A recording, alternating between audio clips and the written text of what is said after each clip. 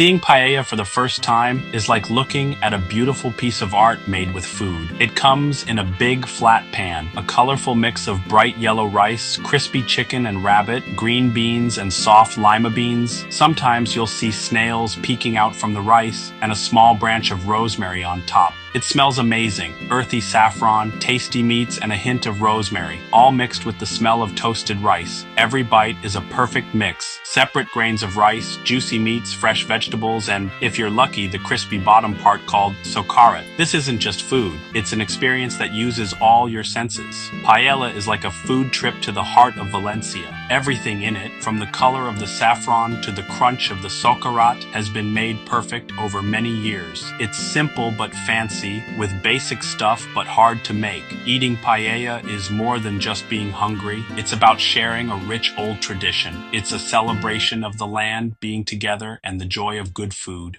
Paella is Spain's most famous food, a sign of its lively culture and eating together. Everyone around the world knows it, but in Spain, people argue a lot about what makes it real. People from Valencia say their first recipe, with chicken, rabbit, and local beans, is the only true paella. Adding things like chorizo is seen as a food crime by those who stick to the rules. For Valencia, paella is part of their history, not just food. This fight between being famous everywhere and staying true to its home shows how food makes us who we are. Understanding this argument helps you really get how important paella is. Behind every pan is a proud past and a group of people who want to keep its spirit alive. To understand what paella is all about, go back to Valencia in the 1800s, where it started as a simple meal for farm workers. They cooked it over open fires with whatever they had: rice, rabbit, chicken, snails, and beans that were ready to pick. It was a useful, shared lunch. Workers would gather around the pan, eating together and becoming friends. Paella was born out of need and using what was available, a true food for regular people. It started simply, shaped by the land and what the people who made it needed. Every ingredient had a reason, coming from the area right around them. Eating paella today is like tasting the history and community of the Valencian countryside. The name paella means the pan, not the food itself. This wide, flat steel pan is super important for the dish to turn out just right. Its shape lets the rice cook in a thin, even layer, soaking up flavors without getting mushy. The pan's material helps make the special crispy part called socarrat, the golden, slightly burnt rice at the bottom. For those who follow the rules, using the right pan is a must. The pan size depends on how many people are eating. More people means a wider, not deeper pan. Huge pans at parties are amazing to see, showing how paella brings people together. The pan is the heart of the dish, making its taste and keeping its tradition alive. As paella reached the coast, it changed. Meats were replaced by shrimp, mussels, and squid in paella de marisco, seafood paella. The paella mixta, mixed paella, put land and sea together, often with chicken, seafood, and sometimes chorizo. These types became popular with tourists and are now common everywhere. However, people from Valencia who stick to the rules say only the original is true paella. Others are just rice with stuff.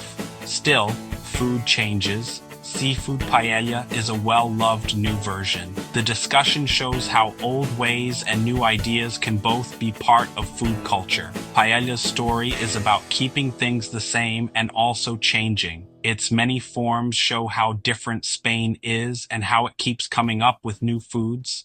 For people who love paella, the socarrat, the crispy golden rice at the bottom of the pan, is the best part. Making it takes skill. Once the liquid is gone, the cook listens for a soft crackle and smells a toasted scent. Timing is everything. Too early, no socarrat. Too late, it burns. The socarrat gives a strong taste and texture, a sign of a perfectly made paella. Guests often try to get these crispy bits. Socarrat is more than just taste. It's the heart of the dish, the result of careful cooking. It shows the tradition and skill behind every great paella. The hidden treasure at the bottom makes paella truly unforgettable. Paella started as a local dish and became famous worldwide when Spain's tourism grew. Tourists loved its flavors and fun spirit, spreading paella everywhere. As it traveled, recipes changed. Chorizo, peas, and bell peppers started appearing in versions made in other countries. These changes made paella popular, but also caused arguments about what was truly real. Today, paella comes in many forms: vegetarian, vegan, even mountain versions with pork.